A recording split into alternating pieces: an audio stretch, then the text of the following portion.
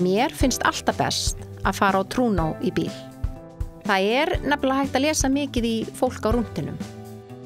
Það eitthvað svo berskjaldað og það kemst ekki neitt. Whoop, whoop. Þá elska ég að rúnta Kópavog. Tjekka á framkvæmdum, mannlífinu og bara fá útrás.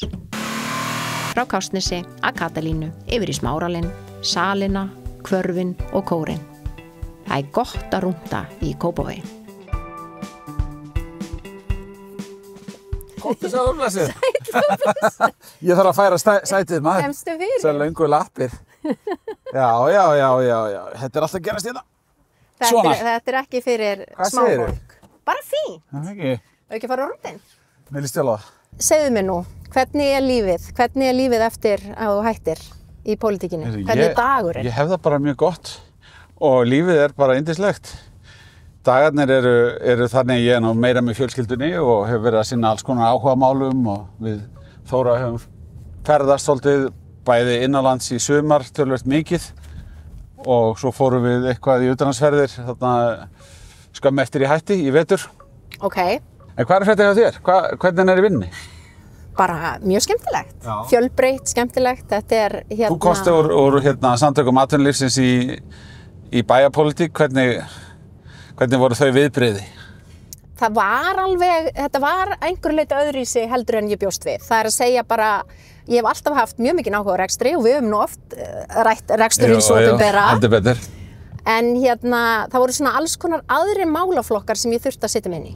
Já. Sem var bara ótrúlega skemmtilegt. Já. Og hefur gengið vel og ég held líka, Þarna var eiginkona mín. Þarna var kona mín. Ástkæra eiginkona mín á ferðinni.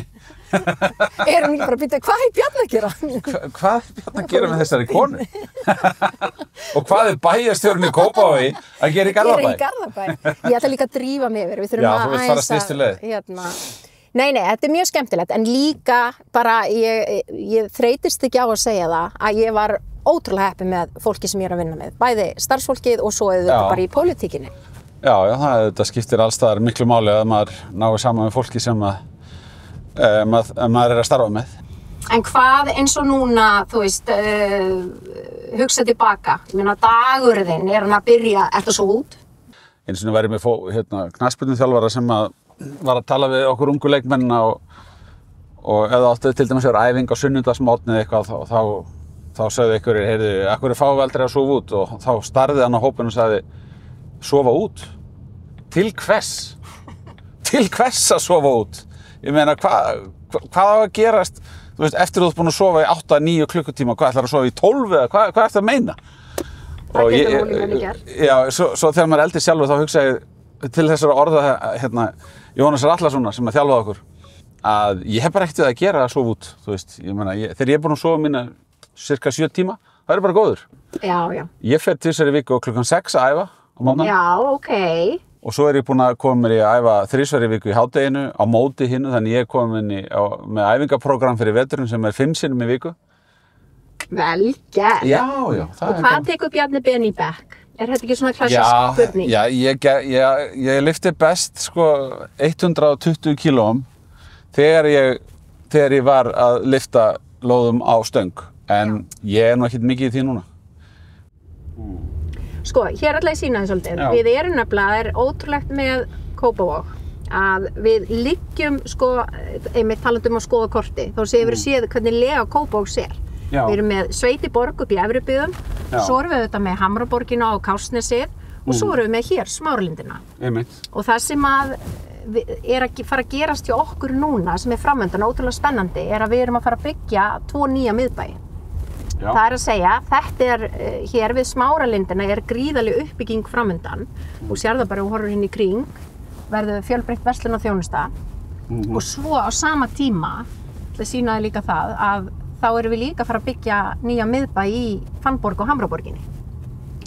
Nei, til þess að svona þjónusta þrífist á jarðhæð og verslanir séu ekki sífellt í ströggli með að laða til sín viðskiptavinni, þá skiptir mjög miklu máli að það séu íbúar í nærumhverfinu. Ég segi íbúar og bílastæði. Já.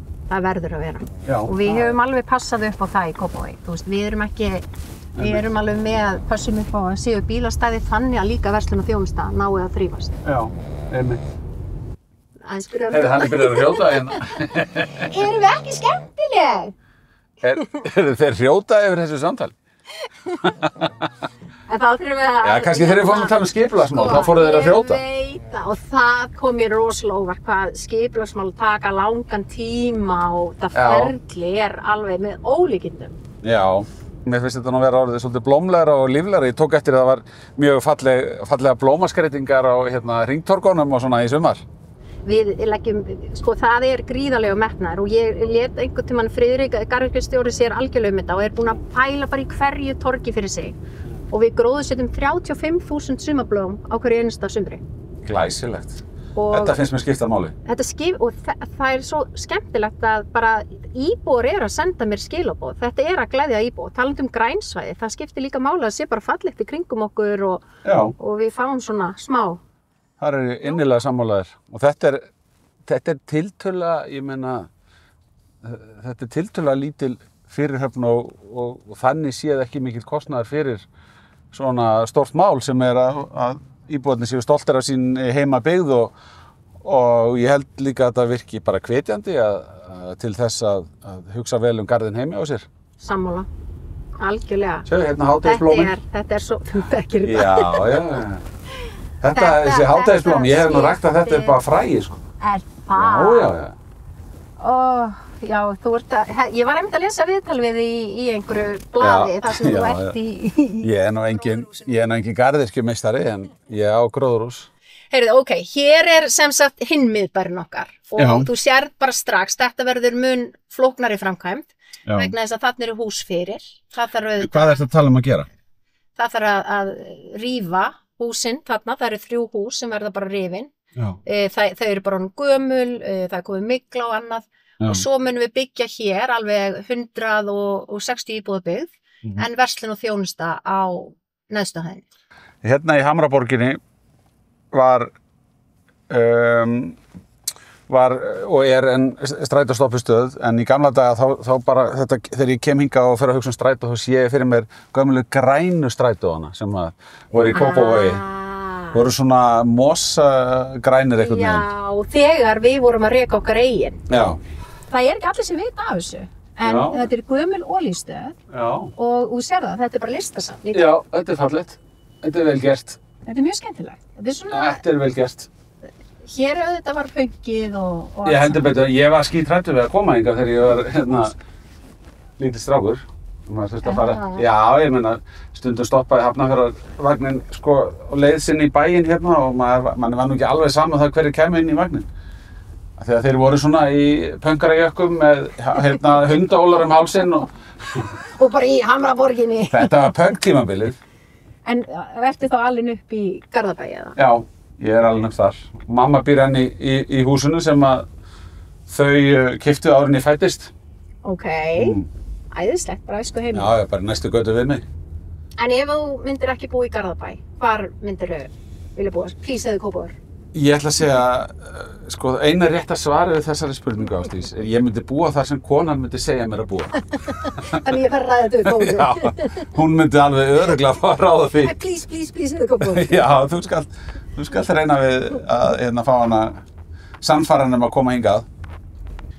Það eitt sem að ég og Háká eigum sameiginlegt sem að þú myndi aldrei geta að giska á. Bíddu? Háká. Háká. Bíddu nú við. Hvað gamall? Bíddu nú við. Já, gamall. Eigið sama afmælisdag? Mikið rétt. Í alvöru? Við getum sagt sama fæðingardag. Háká var stofnað á fæðingardag minn. Og hvað bara hugsa tilbaka, hvað ertu svona, má bara nefna eitt stoltastur af? Hvaða verkefni fórst í? Já, sko, minn megin tilgangur með því að gefa kost á mér sem leiðtogi flokksins og tilgangur minn með því að fara í framboð og endanum komast í ríkisstjórn. Hann var sá að styðja við endurreisnin eftir hrunið, sko. Já. Það var alveg endurnýjaður tilgangur. Ég sagði áðan ég fór á þing 2003 en síðan breyttist allt 2008, sko. Þegar fjármálakerfið féll. menn voru býsna svartsýnir lengi framan af. Var verið að rifja það upp fyrir mér að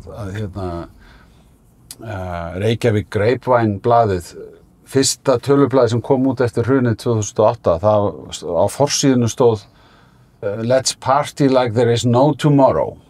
Og svo flettur blaðsíðunni og leist á blaðsíðu nummer 2, þá stóð Because there is no tomorrow. Þetta var mjög dramatískt. Og ræðurnar, ef maður fer að skoða ræður frá þessum tíma, það var verið að segja við þjóðina að, og vissulega höfðu mjög alvarlegir hlutir gerst og lífskjör á Íslandi versnuðu til muna, ríkissjóður lenti í miklum halla þegar það þurfti að taka lán og margir mistu vinnuna, verðtryggð lán hækkuðu. Þetta var mjög alvarlegt mál að sjálfsögðu, mikil efnahagskrísa. En það var hins vegar dregin allt og dökk mynd upp af framtíðinni vegna þess að á vel innan við áratug vorum við búin að koma okkur aftur í algjöra kjörstöðu sko. Og það var langt umfram væntingar margra alþjóðlegra aðila eins og ég meina aldrei lofaði Alþjóðagjaldeyrissjóðurinn því að þetta er allt í góðu lagi eftir innan við áratug sko. Já, en ég man líka þegar þú varst fjármálaráðherra og auðvitað með toll á vörugjaldi. Já, það var alveg gríðarlega mikil breyting. Já, ég meina, sko, þess vegna finnst mér svo erfitt að taka eitthvað eitt, sko, þegar þú segir... Nei, en ég skil þig, ég er alveg sammála með hitt, en samt... Ég meina, það var bara risamál. Heyrðu, mamma hringir. Já, það er alltaf, ég er með reglum, ég svara alltaf ef mamma hringir. Mamma! Heyrðu, þú mátt ekki vera að tala í símann hérna, sko. Mamma! Já. Heyrðu, ég er með Bjarna Ben í bílnum, þú ert á spíker. Já, ég er komin heim. Bjarni sagði maður verður alltaf að svara mömmu sinni. Já, ég veit það. Heyrðu, ég er bara að segja velkomin heim og þú veist að við erum að fara á morgun. Ég veit, ég ætla að renna við það eftir. Já, ok, bye. Ok, bye. En hvað, ef þú hugsað bara núna aftur á þinn gamla vinnustaf, hver er svona áhugaverðasti eða skemmtilegasti eða áhugaverðasti, furðulegasti karakterinn sem þú varst að vinna með? Já, ég hafði nú mjög gaman að því þegar ég var að byrja að fylgjast með Guðna Ágústssyni, hvernig hann tókst á við pólitíska andstæðinga og ég heyri nú af og til í honum, ég fór nú í kaffi til hans fyrir ekki löngu síðan. Hann var þetta mjög litríkur karakter og náði svona inn í ákveðin kjarna hjá Íslendingum.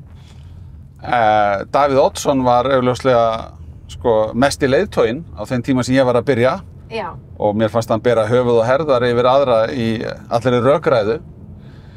En svo eru menn með svona ólíkt fas og ólíkar aðferðir við að koma sínum málum áleiðis og það þarf ekki að vera nákvæmlega eins og hann gerði það en ofta var það þannig að ég beið eftir að sjá Davíð fara í ræðustóli í þinginu bara til þess að sjá hvernig hann myndi fara með andstæðingana eða þá sem að hverju sinni voru að sækja að honum og það var oft bara skemmtistundir.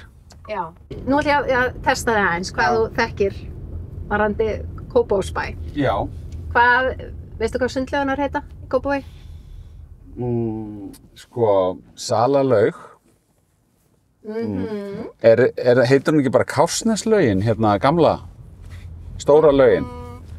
Nei. Býttu nú við, Valhúsa, ég veistu, ég meina, ok, ég veit hvar Salalaugin er og gamla laugin hérna í Kópavoginum. Já, sannlega. Ég man ekki hvað hún heitir. Kópavogslaug. Já. Þetta var ekki flókið. Já, ég var að leita langt yfir skamt. Ég er að spá í einu af því að þú náðir Salalaug. Já. Tökum selfie á okkur við Salalaugina. Ég er rosalega spjörrætt. Já. Bara að mæta í sundið allt í einu. Mér finnst það svo líka hallarislegt þegar pólitíkus Ég myndi bara, farðu bara í sundfötin heima. Mættu bara í slopp. Ég er samt. Ég mæli með einu sem verður að gera. Tökum Þóru með þér. Hvað tikkar hérna? Þú Nei. með stefnuljósið maður. Hvað er þetta að gera? Akandi hérna bæjarstjóri með stefnuljósið alveg. Það munum við ekki að athyglis. Heyrðu, þú ert að fara í gusuna út á Kársnesi.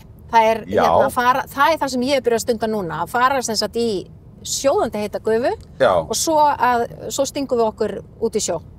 Geggjað. Er ég að fara að gera það? Þú ert að fara að gera það? Nei, hvaða vitleysa. Þetta er svo nærandi og hreinsandi. Þetta segja ég sé að fara þangað núna.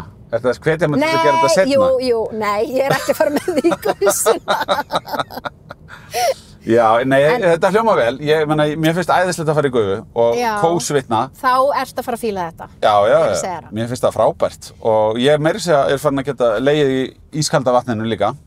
Heyrðu, nú kem ég með áskorun fyrir þig. Já. Hvað er þetta? Hvað erum við að Þetta er Arnarnesvegurinn. Það vantar ekki. Já, þetta var nú ekkert smá... Þetta er náttúrulega samgöngusáttmálinn. Já, og þetta er nú ekkert smá skipulagsvesen, eða það er að segja aðdragandi þessa máls tók langan tíma. Já, ég meina... Samningu við Reykjavík. Ef við erum byggðir Kópavogs, við erum að tala um það er umferðarstífla hér á mótnana og síðdegis. Já. Og maðurinn minn hringir oft gargandi í mig, alveg brjálaður yfir að vera fastur í umferðin og segir að allir sem er að keyra þennan veg eru pottþétt ekki hressir og halda að við berum ábyrgð á þessu. En þetta er svona ljósastýringa vandamál líka þarna neðst niður. Já, það er náttúrulega alveg óþolandi ef að menn er ekki búin að hámarka flæðið með ljósastýringunni. Þú veist, ef að... En þegar maðurinn hringir svona og er eitthvað að hella sér yfir þig, segir ekki bara við hann, ég skil hvað átt við, en ertu til í að senda mér bara tölvupóst. Bæjarstjóri@kópavogur.is. Já.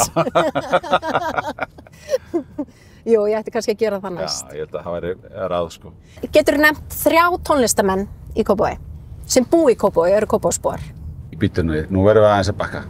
Ég er að... Ok, heyrðu, byrjum aftur, sko. Ég var að koma með 3 tónlistamennir úr Kópavogi, já. Einn góður vinur minn er tónlistamaður. Á ég að segja hvað hann heitir? Já. Nei. Góður vinur þinn? Nei, ég ætla að segja það.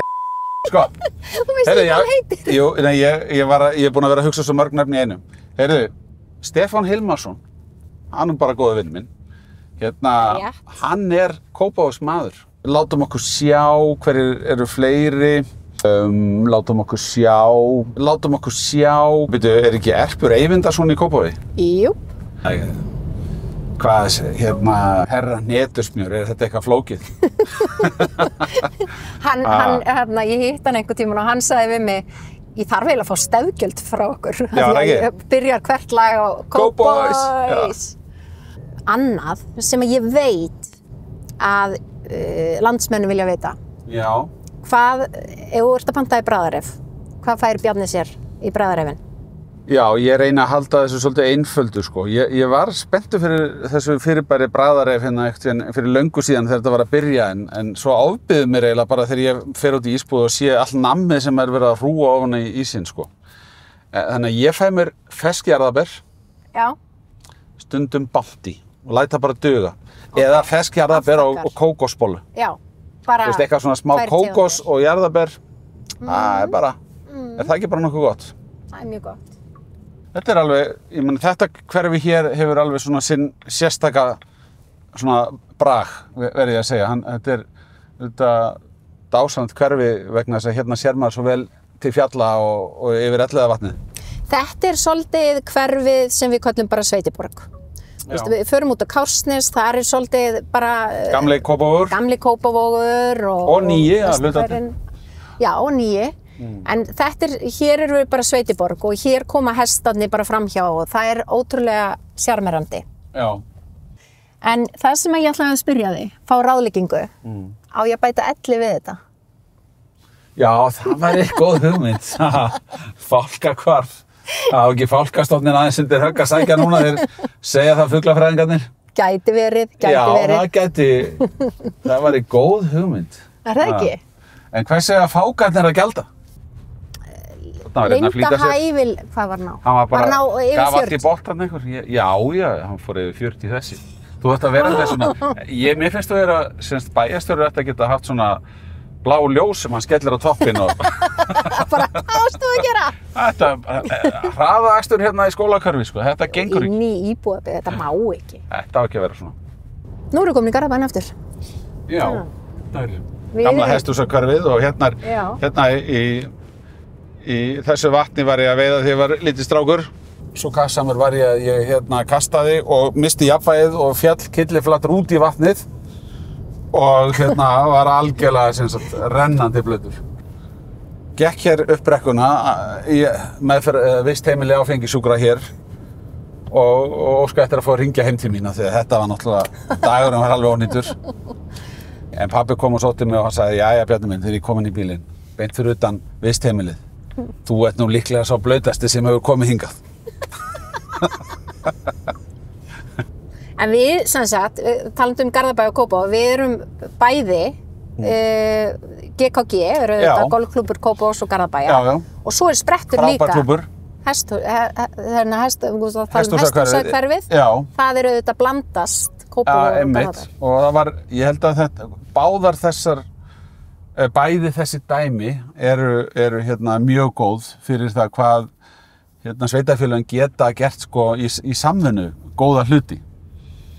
Algjörlega, við höfum gera miklu meira að þessu. Ég meina, þú ert í golfi núna, hvað ertu með í forgjöf? Það náttúrulega ekki hægt að tala það svona á upptöku, sko.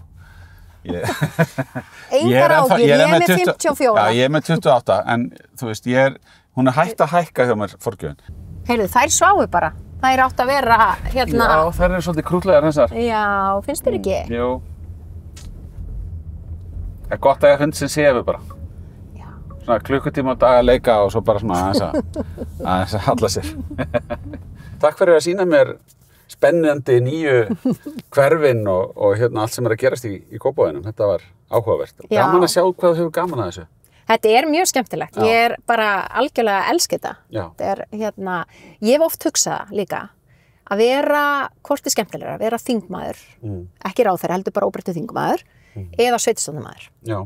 Og mér finnst nefnilega svo, nú hef ég ekki prófað að vera þingmaður, en mér finnst svo skemmtilegt að vera í sveitarstjórnarmálunum af því að við bara tökum ákvörðun og maður bara sér þetta raungerast næstu því daginn eftir. Já, ég held að það sé alveg hárrétt að það er eitt af því sem að sveitarstjórnarstigið hefur svona aðeins fram yfir, hitt er svona það eru lengri ferlar og hérna öðruvísi framgangur mála og þú ert líka oft á tíðum í meiri nálægð og hitt er meira svona fjær einstaklingunum. Já, já. Þetta er mjög mikill nálægð út með svo mikla nærþjónustu. Já, já, en þetta er búið að vera gaman. Er það ekki? Jú. Bara takk fyrir. Takk fyrir að fara á rúndin með bæjó. Bið að heilsa manninum og gangi þér áfram vel. Ég bið að heilsa Þóri. Já.